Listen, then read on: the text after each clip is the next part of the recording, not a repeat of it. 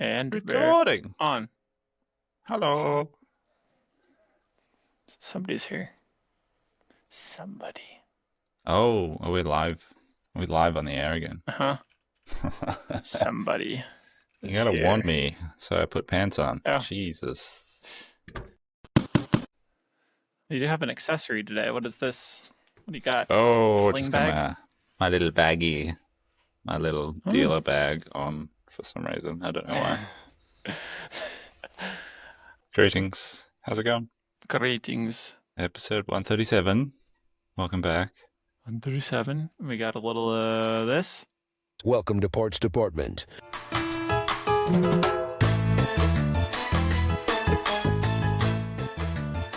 Drink break.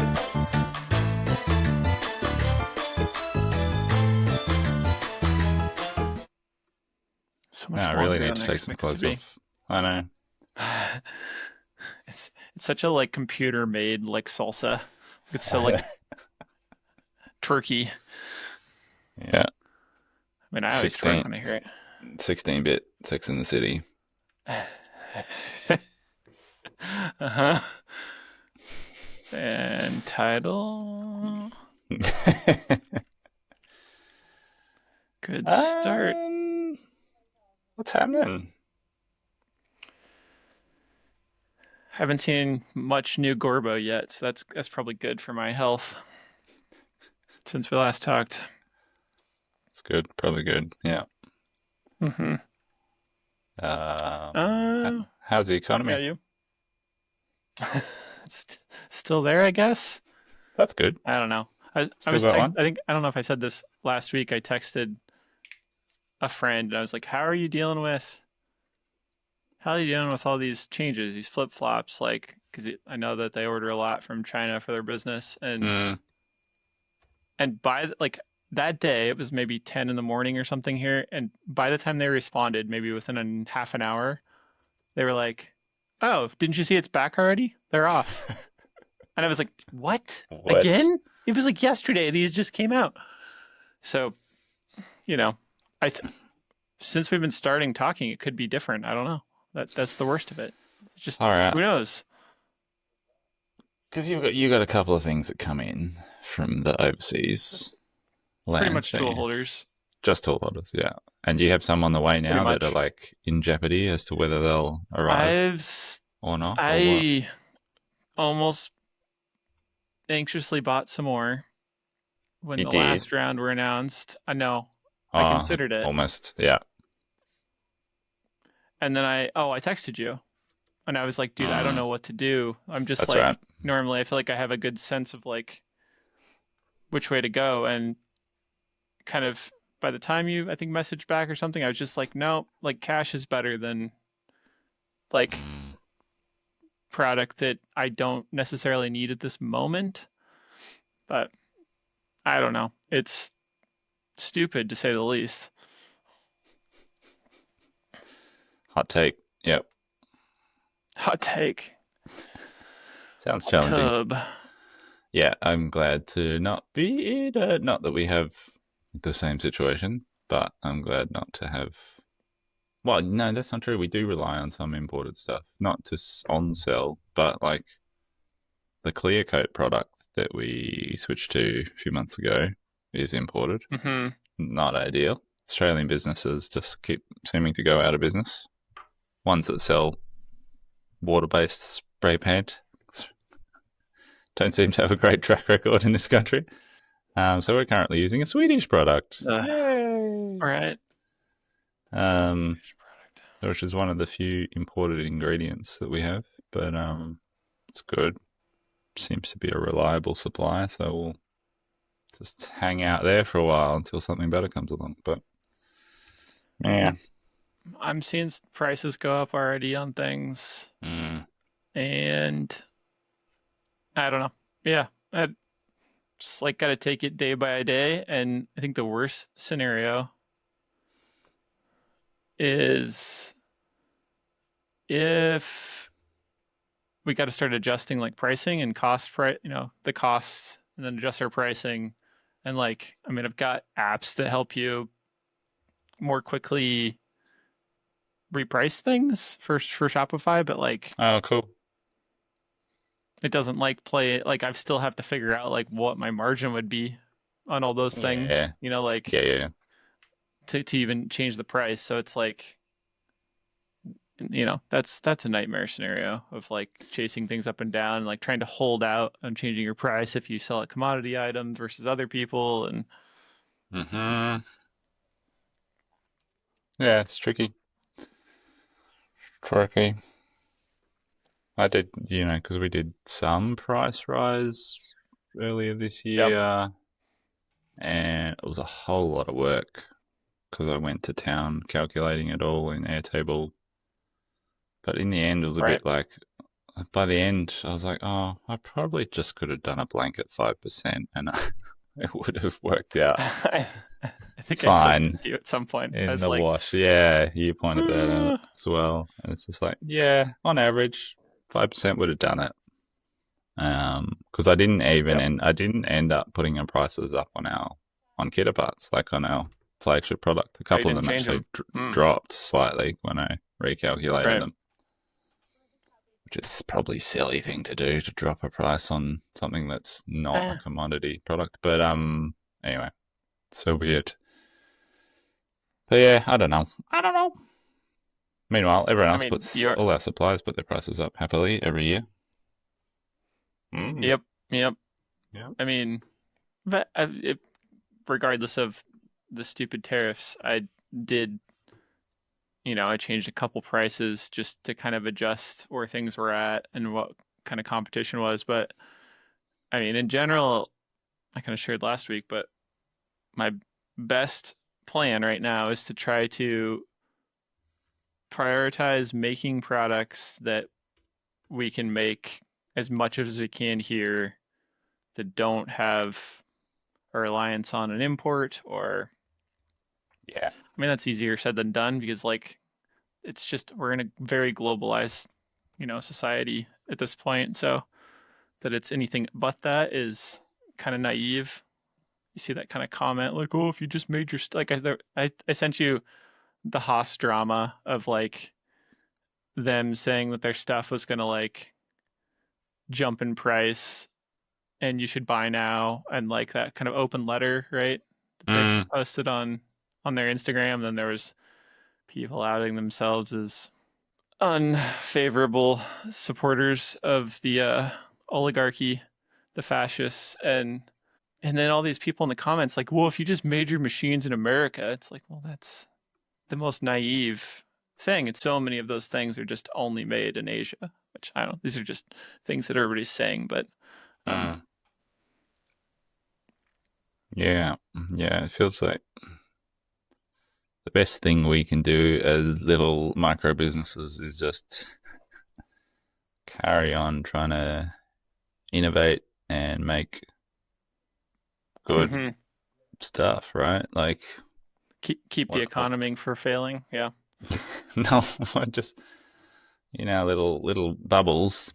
Um, what else do we do other than continue to innovate, make good stuff out of local ingredients where possible, and yeah, keep on keeping on. Mhm.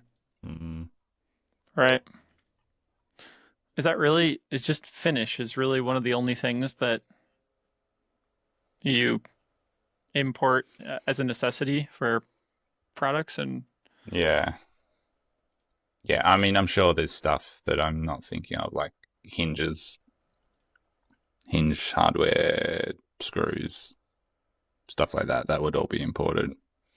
Um, but yeah, pretty minimal in terms of the core ingredients. Pretty minimal aspects are coming in from mhm. overseas. Yeah. We've got a little um, message from the chat here. There's a nice little Mel, magical is it fees and you? tariffs. It's a different Mel, Drew Mel.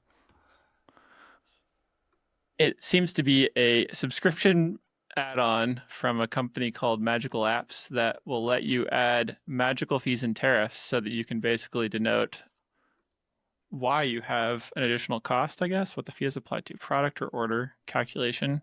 examples. This product requires bottle deposit. So obviously you could put this requires a tariff. Oh, Add it's required Doug. fees, surcharges, tariffs, and deposits to products or orders. I'll be Senor Doug. Debris. Have we been joined by Senor Debris? No way. Excellent. I like how we just get we get one new I like it. Doug and Mel. Exclusive. Yeah. It's very expensive to be on this live stream. Fantastic. Welcome, Drew. I didn't know you had a real name. Nice to meet you. Fantastic. Just added his. Oops. We might have to bleep that out. Beep. If only. So, what'd you think of this video? What video? Oh, the best video of the week. The love. The video. Okay, Go Boys are back. I loved it. Justin sent me robots. I like it when you send me robots. And then this time it was in the form of the latest OK Go video, which whenever an OK Go video drops, I'm always pretty quick to run to YouTube and check it out. But I was like, nope, don't have a screen larger than my phone on my person for the next few hours. I'm going to wait. And so I waited and watched it on the 4K at home. I was like, good. And then I watched it about 6 more times. Showed Laura, and then watched the behind the scenes. Good. And I was interesting. I had this weird sense watching it. I had there's this subtle sense of loss watching that video because it ticked so many boxes in terms of what I love about video making and have enjoyed about photography and video making in the past. And I was like, I used to do bits of this. Like, this used to be part of my sort of creative output. I worked on short films. I've worked on sets. I've worked on a lot of music videos way back when. And then watching that video, and particularly watching behind the scenes, I was like, oh, it makes me a bit sad. Because this could have, in another life, another reality, this could have been me making this shit. Anyway. But it was a very good video, very enjoyable, and pretty amazing from just a technical standpoint. Definitely. Yeah. Can you hear me? Yeah. Have we got technical This is crazy. problems? My browser seems to have completely locked up where I'm recording this. I can hear you. I can't see anything change, and I can't change anything in the browser. Oh, good. Which is wild. Well, Doug and I are still here. I don't understand how it's still working. I think Doug is gaslighting us, though. Be interesting if it comes back. Ooh, you got little bubbles. Bubbles. I don't know. It's working again. Don't touch anything, I guess. Do you need to re-invite Doug, or will he find his way? I think says there's one person here. Cool. I stayed in here. Don't know. Okay, it's Nice. recording again. Welcome to the behind the scenes, where we combat technology for 30% of each episode recording. Ever recording, yeah. This time, instead of at the beginning of the chapter, it's just going to go in about 8 minutes and go technical difficulties. Yeah. Where were we? Oh, okay, go. Sorry, I got distracted. I have a little bit of a okay, guys, that's enough. Okay, going. There's just I'm always, every time I watch it, I'm like, it's really, really good. It's fantastic. I can't believe you did this. Every time, but also I was just, I kind of regretfully clicked on it. And then when I did, I was like, oh no, this one's different. This one's kind of amazing, particularly because they use UR robots like crazy throughout the whole thing. And they really heavily rely on mirrors and the robots too. Like I was saying to you, I feel trick your senses into this perfected prismatic reflecting craziness. And I also was thinking about how quickly they're moving these things around their necks, these mirrors with robots, and it's just I don't want to see anybody lose a head real quick. Yeah, you'd struggle to shoot something like that in Australia, I think. I think they shot in Hungary, Budapest. I Oh, wonder really? whether there was Yeah. any sort of regulatory looseness that made that easier. Don't know. But yeah, looking like having big industrial cookers, because it's not just UR, there's the big cooker Oh, bots really? as well I didn't towards catch the those. end. Yeah, there's like 6 of them, like in when the set gets bigger towards the end. I don't know. Maybe you can get away with it in a filming context, but yeah, being you can't even use a cobot in Australia without lasers and light curtains and stuff. Whoa. Yeah, yeah. That's their whole point. I know. Hmm. I think, yeah, chatting to this cobot rep recently, that's my current understanding is that, yeah, if I got a cobot in here doing sanding, I would need some sort of safety. You can do it with cameras, like looking for Yep. humans and then locking it out in certain view range or whatever, or light curtains Hmm. or pad sensors or blah, blah, blah. Because I think the argument is that they can still hurt you. Yes, they have sort of pressure sensitivity, but they can still like throw a tool in your face if they're working and you're Oh, silly the enough to walk effector. within Mm. walk into the end effector zone. It needs like one of those like dog surgery cones at the end. Like it's got its own little buffer zone on the end of it. like Doug the dog. Doug. I've only just met you, but I love you. Mm-hmm. Mm-hmm. Speaking of cobots, Mm. I got a quote yesterday on selling my wide belt sander and my edge sander. Just a curiosity. I was like, what are these Like a puppies reseller? worth? Yeah. Wow. And they thought I could Lots get. less than you hope for. No, I'd done my research. His estimate was very similar to what I'd sort of thought. And 30 to 35K for my wide belt, which is great because we only paid 47 for it 6 years ago. Whoa. I'm pretty happy with that. Wow, that's good. That's really It good. remains to be seen, but if we can actually sell it, of course. But and like 3.5 for the edge sander. So yeah, decent. I think we paid 6K for the edge sander, maybe 8 years ago. Yeah, so yeah, they seem to be holding their value reasonably well. So That's what I you need to was, invest in is tooling, apparently. I was Whole immediately edge sanders. fantasizing about that and what I would do with that. It's like Fantasy Gem was like, Cobot, please, and then Rational Gem was like, cash in the bank, please. So we'll see who wins that Is a cobot conversation. kind of like having cash in the bank? I don't think so. Cash in the shop.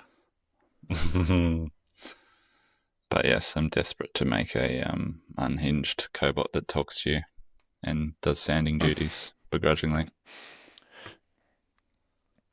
I got an inquiry similarly from somebody on our NAC accounts of how we used to make those.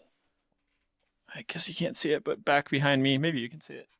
There's a iMac stand. We made those for, I don't know, 2 years, and then they discontinued the iMacs. So we stopped making them because it just seemed silly to like sell a product for a discontinued product. Yeah. And we always struggled to make the right amount of profit. That was like kind of my first dabbling into making products ourselves. And a lot of my NAC products before were printed things that were outsourced. So I never actually produced those myself. They were, what would you even say? Like just produced for us. Yep. So I don't know, printing presses and all that kind of stuff. So that iMac stand was one of the first things we made, like on the router, finished, produced the whole thing in our shop. And I've had a few people over the years say, hey, there's new types of, Apple screens, iMacs out there. Would you consider this? And I've kind of like looked into it each time and gone, no, No. it's not the best plan right now. And this was the first time where I was like, maybe if I did do it. And the two thoughts I had was to use kind of the same angled, chamfered, big bevel on the sides on a big piece of wood because it's about 4 inches tall for the tallest one. Um, and then I was like, instead of the hardest part about that is the same as your bevels on your shelves is there's a big bevel and you've got to hand sand out that face to finish it. And I was like, what if I just get like a sanding attachment for the router? Like it's a continuous surface typically, and I could tool change 2 or 3 of them to do different, grits and just make a big cylindric sanding thing. Make some crazy dust boot. Sanding aggregate. Yeah.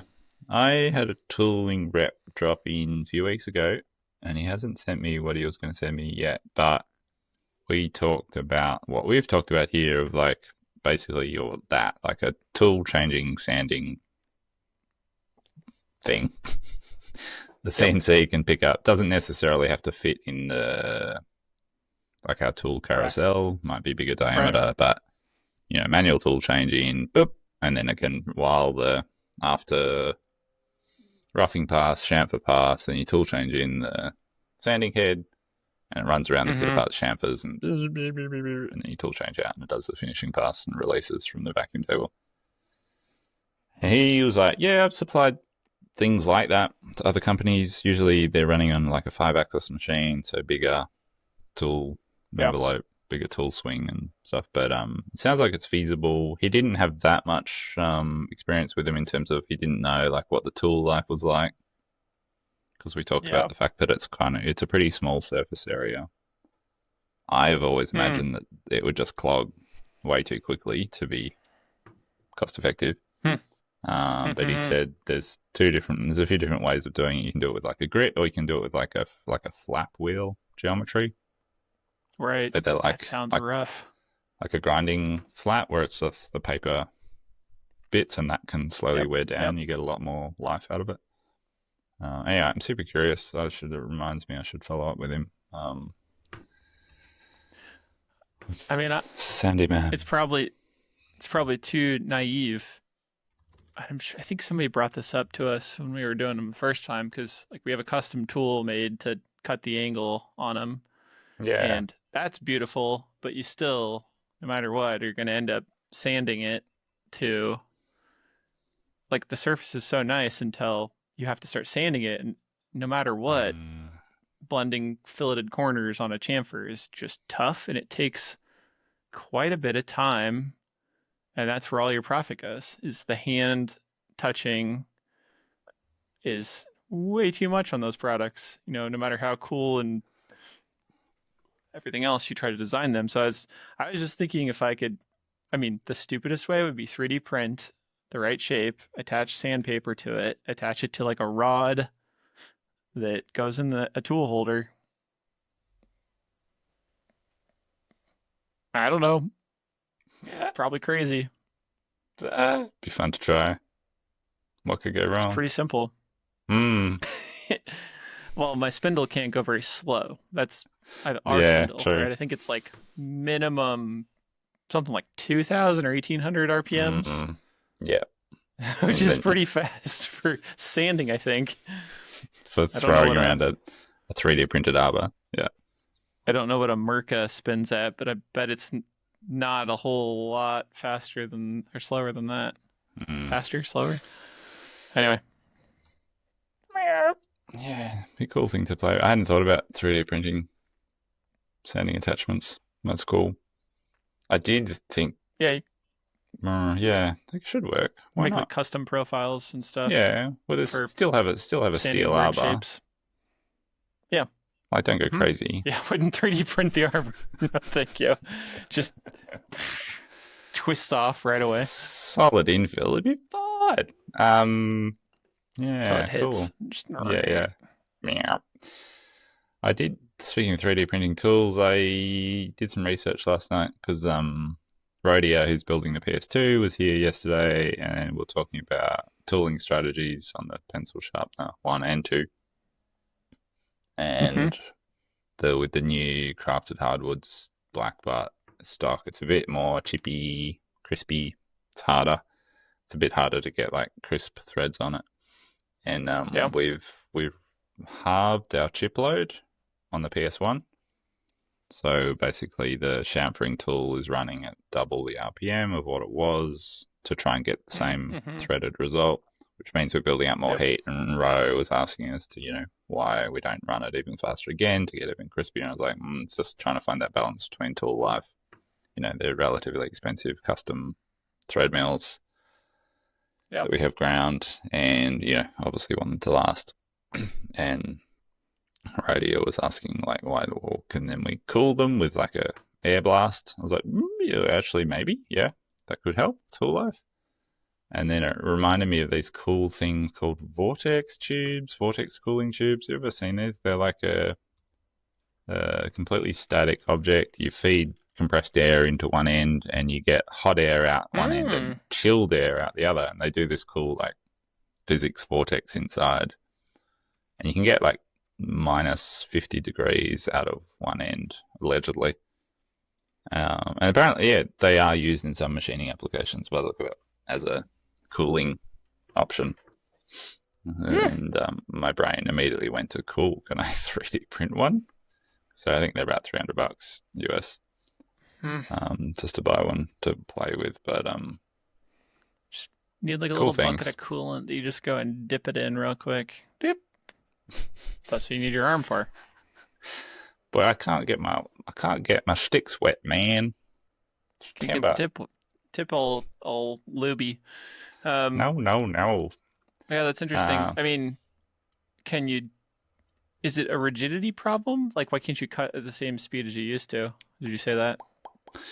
We've gone at the same speed, but we've doubled the RPM, so we've reduced. Right. Yeah, we're trying to reduce the chip load to get a better, cleaner thread. Because of geometry, or the kinematics are different, or like you just can't pull off the same kind of thing as you did on the other machine. It's just the stock's more brittle, fragile. Oh, sorry. I thought you were talking about you meant the new PS2. This is still on the PS1. No. This is just the change in timber. I see. On the PS1.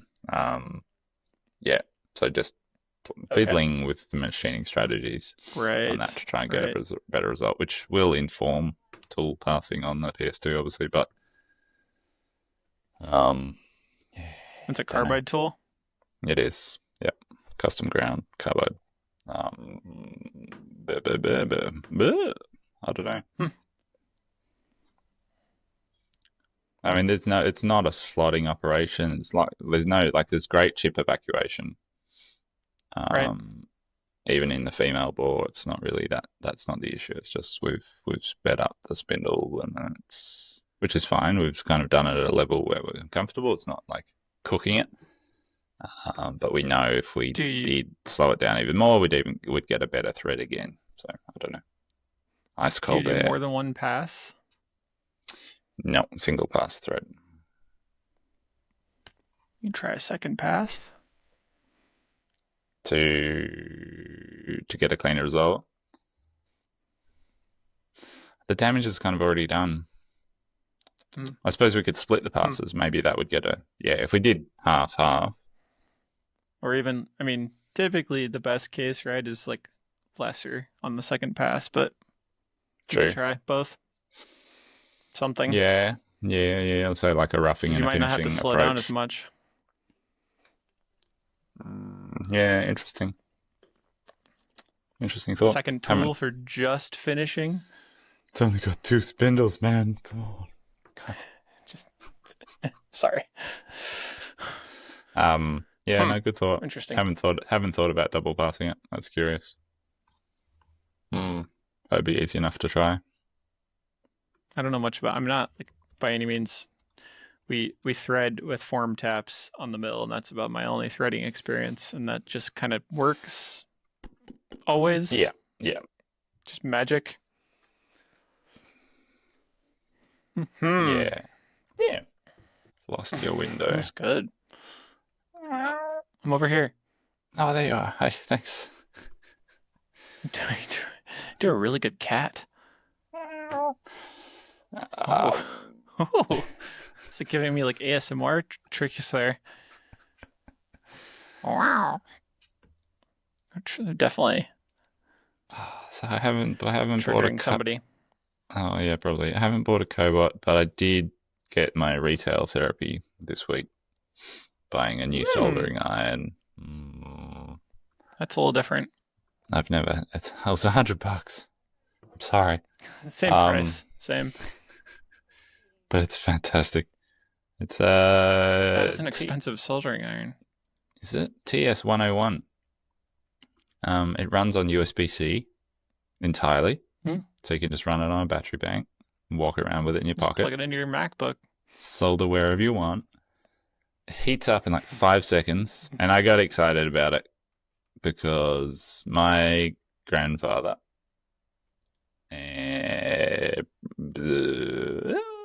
pioneered the first sort of fast heat electric soldering iron.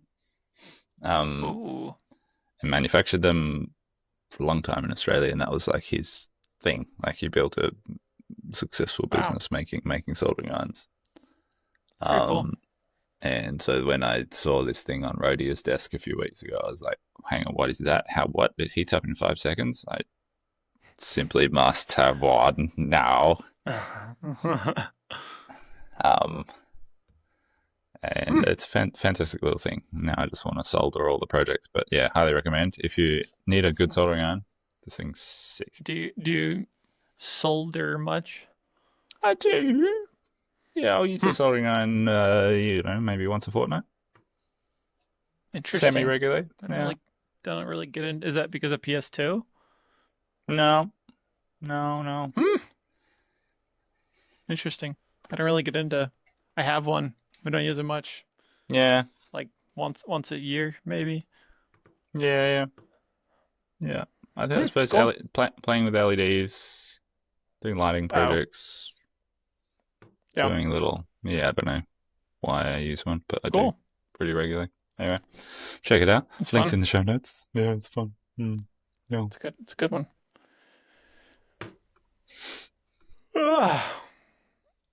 Haven't been sleeping super well.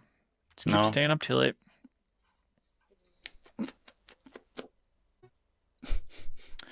So I had my quarterly distribution. I guess I'm a couple weeks late now, but I actually did it. Processed where money should go for my profit. You did the quarterly thing. Quarterly. Well done.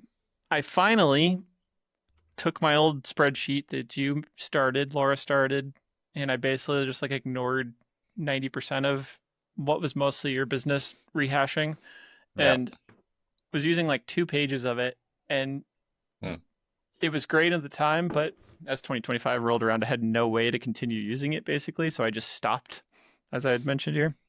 Yep. However, I threw it at the best thing I have right now, which is GPT. I would have given it to Claude if I had access. Still, I've got 5 days left until my subscription.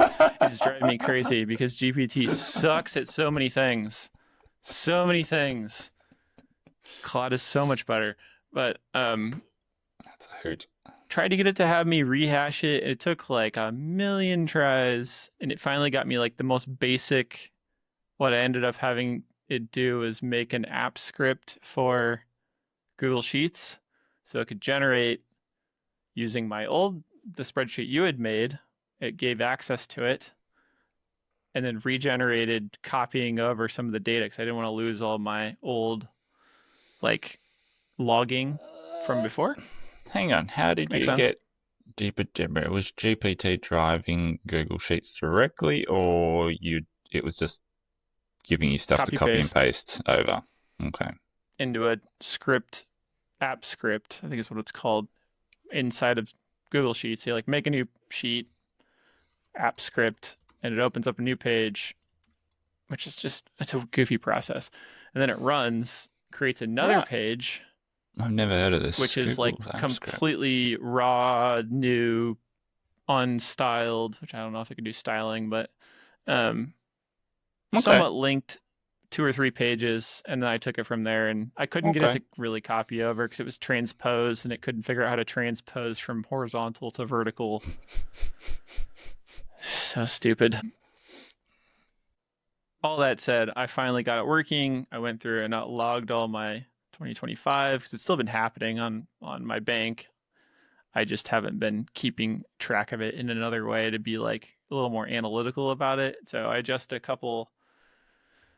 gave myself a couple more points of owner pay, which is still vastly below what it's supposed to be, but nice to be moving in that direction. We just did our taxes for the accountant because they were due yesterday. I had saved more than triple the amount I needed for taxes, which was nice. Really? How? Why? Which means the account, well, there's just a million factors with like equipment was bought, so that deducted a bunch. I had interest payments on loans that deducted a bunch. We had remainder of healthcare expenses from either like, I don't even remember what it was this time. Not IVF, but so it just all amasses into this. This is why we hire accountants, because it's like we just throw all this stuff at them. Like, I don't know. And this year, the return was only 90 pages, but usually it's like over 120. Our tax report return of like all the things that get submitted. Just crazy. Too many things. But all that said, I had been saving with Profit First taxes, which normally I really hadn't. I just kind of like hoped there's enough money sitting around somewhere. And I had plenty of money saved, which was delightful. Because, awesome. You know, especially in the regard that it's like Aaron and I are paying taxes. You know, my business gets passed through with the LLC kind of things, which is pretty normal here. And typically when we have to like pay something for taxes versus like getting a refund, it comes out of our personal accounts. And I was like, hey, Aaron, I've got money for this in the business. Did you know that? And she's like, what? Wow. It probably makes a lot of no sense because our systems are so different. That's cool. I haven't done any of those quarterly things at all because there's been nothing to distribute because we've been paying off debts the whole time. There hasn't been like which is good. You know, last year don't you take the profit then and pay it off? Yeah, all the profit has just been going straight to debt. Like as it comes in. Yeah, like see. Fortnightly payments. It was last year. It was fortnightly payments, and we paid off our ATO debt pretty quickly over the course of the year. Anyway, so I haven't done that, and since it's kind of sucks because like we finished paying the tax debt, the ATO debt, right on the end of 2024, which was like sweet. We did that in like 9 months, fantastic. And now it's like cool. Now we owe ourselves a shit ton of money. And we've done, and then the business slumped. And so like January, February, March, it's been slow. There hasn't really been any profit. And so like we've stopped paying the debt to ourselves. And it's frustrating because we're like, well, damn, we made such good progress last year. And now it just kind of stopped. And it kind of feels like that thing of like, because it's not a third party that we're paying back. It's like, you know, it's easier to make excuses or not move money where it should be going and stuff like that. But we've had a few more positive weeks. The last few weeks have been looking up. We've come close to target or hit target last few weeks, which has been reassuring. And it's funny, last Thursday, because I've moved my distribution day to like a Tuesday night. So like Wednesday, Thursday is the start of my let's make some money, and then weekend, and then Monday, Tuesday is like, oh, I've got 2 days left. Come on, let's go. And so Thursday last week, I was like, this is going really well. We made great progress these 2 days. Like bank account's looking good, on track. I think I chatted to you Friday morning, feeling really positive. And then Monday morning rolls around after the weekend, and I paid superannuation and payroll before 9 a.m. I'd already paid like 20 grand. I'd already paid like $21,000 in bills before 9 a.m. on 2 coffees and no breakfast, and my body was just like went into like I'm shock. done It's like, paying. bleh, like ready to just like go and vomit with anxiety, and I had to like walk myself around the block, just get some sunshine and something from the bakery to put some food in my system. It's like it's gonna be okay. It was just like the classic like small business roller coaster. It's like, oh, this is going really Yeah. well. Right. There goes all the money. That is the craziest. I mean, I've every week basically probably reported those things here, but we had this absolutely bonkers January, completely out of nowhere. We didn't do anything to cause it. Advertising was working. People were spending money. I don't know. Like That's right. Yeah. over double what our normal monthly should be, Mm. which is just crazy. And it was mostly product related, but amazing. I have Profit First set up, all of this stuff. It's moving the money into the right places. I'm not spending really much more than I want to. And it's just like, February was a little bit slower. March bottomed out, and all of that money just disappears over 2 months. It's like, Mm. it's just madness. I think as I'm looking at the ratios again, now that I have it all in one place, uh,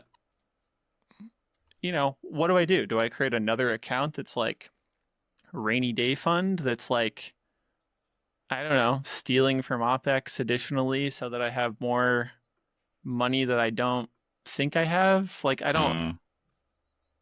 I don't know. I don't know what. And I always just come back to this like, well, you can just always make more money. That's one option. Or save money or fake yourself out and store it somewhere else. It's like my three options that I can think of. And I just feel so mental still how can have this like record month and then it just feels like it's gone 2 months later without Yeah. I didn't go I buy know. any major tools or anything. Yeah.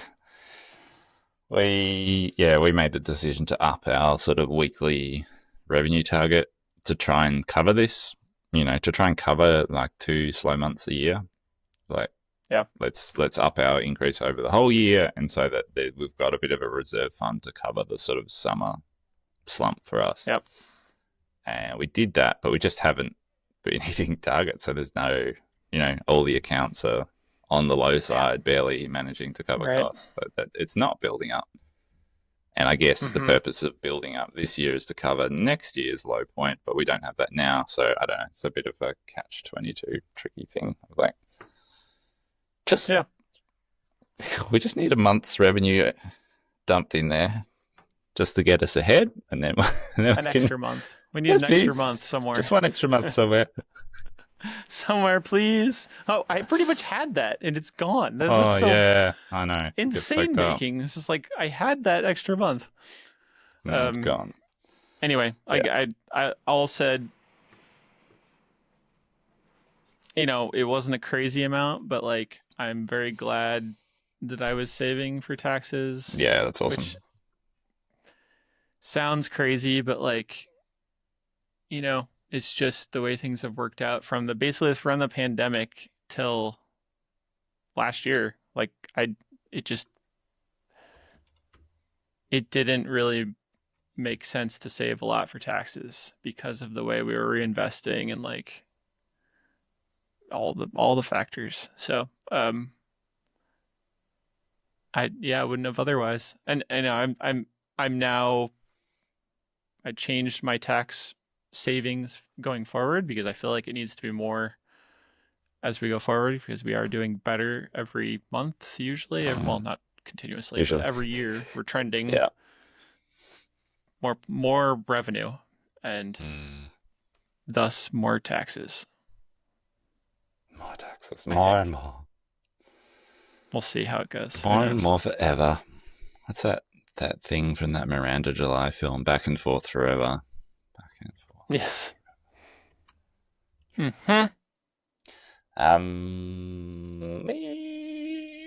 I did a little review yesterday of how the new beta Kitaparts configurator is going, because it's becoming more and more important in my sort of sales workflow. More people are using it. I still have add to cart disabled because there's still bugs in it, which sort of kind of overpricing some components or double. There's duplication happening, which I haven't entirely gotten rid of. So I don't want people to check out with the wrong parts. So everything's manually coming through me, which is fine for now. But I've done the last 2 months, I think, since it's been online, I've done 25k in sales through it, which 2 months was more than I thought. Pretty happy with that. And but I was like, cool, I should do a review of this just out of curiosity, see where it's at. But also kind of look at, what I'm offering, like for us, what is a very significant discount of 15% on sales through it as an incentive to get people to use it. So I worked out what that's cost me, so to speak, in discounts. And it's more than I was paying for the VividWorks configurator, which is kind of a moot argument in a way, because it's like no one was really using and checking out it wouldn't have worked the Vivid one anyway. But I was just like, oh, that's funny. I've lost sort of like $1,800 in discounts, but I've had great engagement with it. So I don't know. I'm basically, I don't more care. Than that, no? More. Maybe I'm doing the math wrong. 15%. Yeah. It's early. I know I've done the math wrong. But anyway. Right. Basically, it's going well. Right. That's very good. I mean, as you were saying that, I was thinking what a bigger company would do, most likely, or one that's more aggressive about sales, like doing the perfect thing to convert, right, would be convert it. If there's problems, refund or change the order after, but at least you've captured the sale. Yeah. And I think there's probably something to be said about at some point, fix all the problems you can, but give yourself a deadline of like at the end of this month, well, I would drop your discount a little bit, maybe go to 10% or something. Yeah, but then also just give yourself a deadline and be like, well, still call it beta, give them warning, but let them check out. Just see if I bet you convert more. Yeah. Because I bet people are like not wanting to wait around and they don't understand the process of how it would work otherwise. And yeah, maybe. Yeah. What's the worst? You're still just gonna have the same kind of like. You can still check in with them, right? Like, I think I'll still get both. I noticed this is a problem. Yeah, look, part of me is hesitant because I'm really enjoying the process of seeing someone's configuration come in and going, and then actually workshopping it with them and evaluating to that process of like, cool, what about we do this? And if you don't use that component, it'll be cheaper for you and blah, blah, blah. Mm-hmm. So that's been really enjoyable, just like from a customer service point of view. But yeah, I think even if I turn add to cart on, I'll still get that for people who do want to customize. That's not going to go away. So yeah, I just turn it on. I think it's offering both with some minor note of like, there's a chance there's mistakes, and if so, we'll figure it out. Do the right thing. Yeah. Okay, hold me to account. It's going to happen by next recording. Do it. Let's go. Do it. Is there any way to like track conversion of people that use the configurator to something, check out, move forward? Don't know. Maybe. There probably is. I don't know how to do it, but me neither.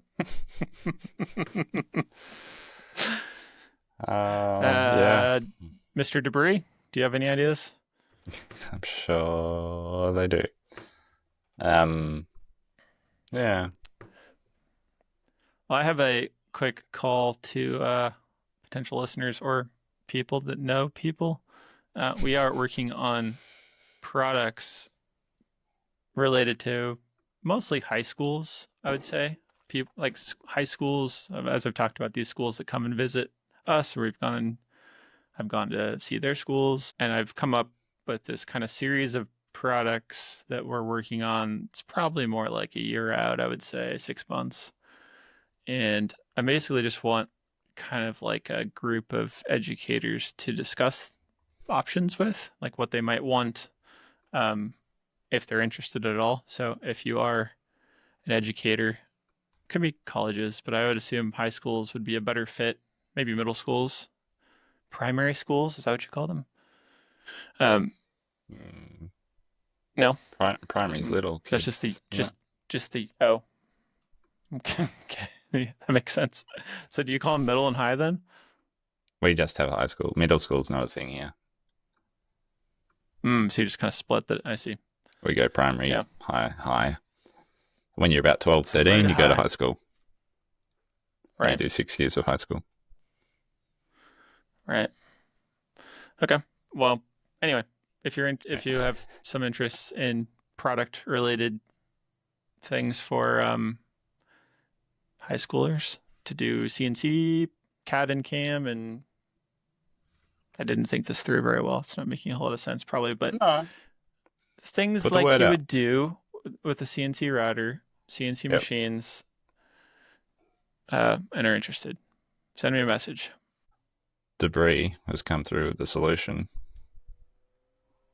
on how to track that. Just harking back one topic. Drew at Debris says $0 product added to each configurator order, and then you run analytics or searches against that product. So that's smart, easy. I can just have that script when they hit add to cart, add that $0 product in, I think.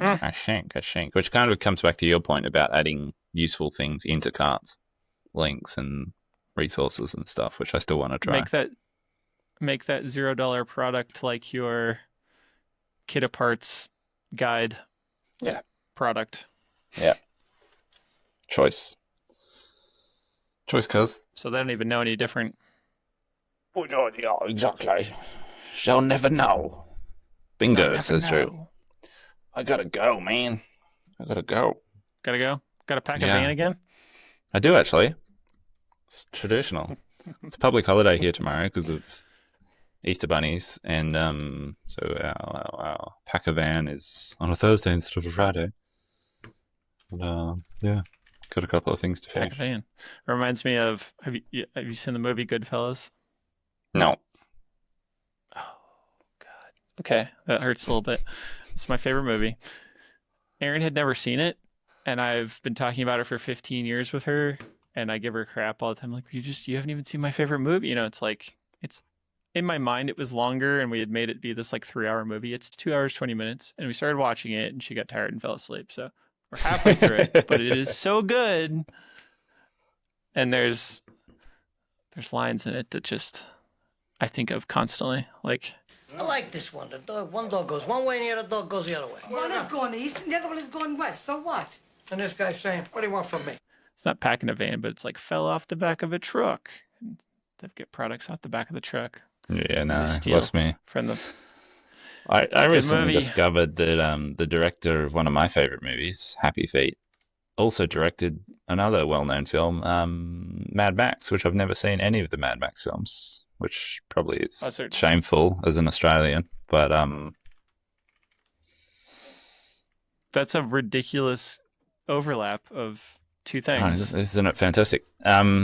Final departing recommendation from me: if you have children and like a podcast about such things, which I don't listen to many parenting podcasts, but someone sent me this one during the week, and I was like, that was a really good listen. I'm glad I listened. I'm glad I went there. It's linked in the show notes. It's an author talking about screen time and technology and AI and what the hell to do with that with children as they grow up. Mhm. So worth a look. Linked in. Very cool. That's the end. I should try it. The end. Thank you for joining us, Debris. He also worked on Babe, yes. Exactly. Happy Feet, Babe, and Mad Max. What a catalogue. Ugh, what a crazy situation. The end. Bye-bye.